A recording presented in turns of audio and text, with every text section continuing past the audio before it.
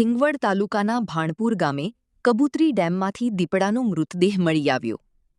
દાહોદ જિલ્લાના સિંગવડ તાલુકાના ભાણપુર ગામ ખાતે આવેલા કબૂતરી ડેમના પાણીમાંથી એક દીપડો મૃત હાલતમાં મળી આવતા વિસ્તારમાં ચકચાર મચી ગઈ હતી.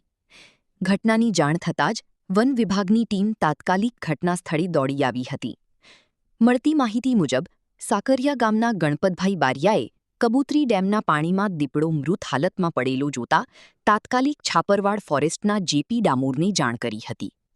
માહિતી મળતા જ રણધીપુર રેન્જના આરએફઓ જેએમ રાઠોડ સહિતનો સ્ટાફ ઘટના સ્થળે પહોંચી ગયો હતો.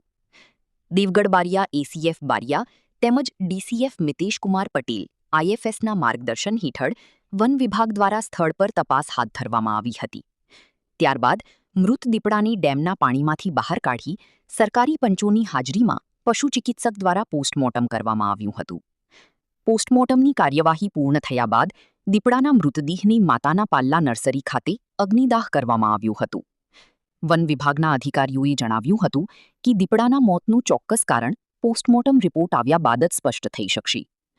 ઘટનાને પગલે આસપાસના વિસ્તારમાં લોકોમાં ચિંતા અને ચર્ચાનો માહોલ જોવા મળ્યો હતો.